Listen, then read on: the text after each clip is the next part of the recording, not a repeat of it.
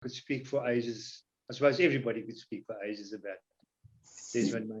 But okay, my association with him goes back over 60 years. Obviously, when we both lived in Port Elizabeth, it was a drich of a few people, a few very famous people, Ivan Saltzman, Desmond, etc., etc., etc.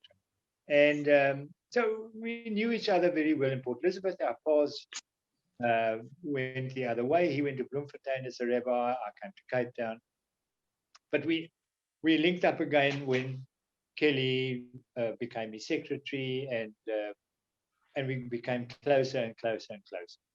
Just to mention that the day that David Jubiler phoned from to tell us what had happened, I mean, I felt that my world had come to an end, because the man was part of me. If you can understand, we spoke the same language, we came from the same city, we knew the same people. So when we got together, we spoke for virtually hours, and it was wonderful. And I felt as if something had been wrenched away from me. And I said to myself, what am I going to do? Well, who do I turn to? And he was the most amazing guy. Obviously, there are many stories. I just want to tell one or two. For example, at my 70th birthday, the kind of sense of humor he had. I had my 70th, Barry Berkowitz catered, and we had it at Camp Spatial.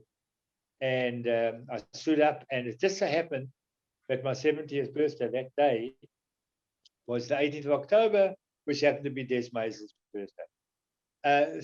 So I announced, while I was giving my little speech, that it just so happens to be Rabbi Maisels' birthday too.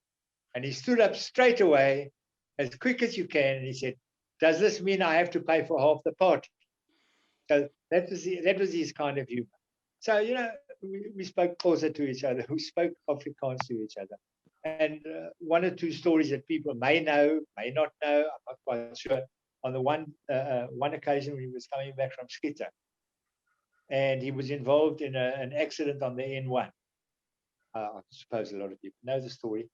But obviously he was wearing the white coat and full of blood. So when the ambulance arrived there, they wanted to examine him and see. He said, no, I'm fine. There's no problem. He said, but what about all the blood? He said, no, that's from the cow. So they were absolutely lost. They couldn't understand. So this man was absolutely great. He was so much to everybody. He just made me feel like $1 million. He would never forget, look, I'm not as good as some of the Gedolim when it comes to Haftarot, but I've done my fair share of Haftarot during the year. I enjoy doing my Haftarot. He would not forget when I was going to do a Haftarah. He would phone me a day or two before, or leave a message with my wife. Are you doing the Haftarah on Saturday? Then I'm going to come to shul. I'm going to come to your shul, and I'm going to listen to your Haftarah. He just made one feel special. And there's so much I can say about him, but I don't want to bore everybody, because a lot of people have heard a lot about him. He was just a giant. In spite of his stature, he was just a giant of a person. And for the rest of my life, I'm just going to miss him terribly.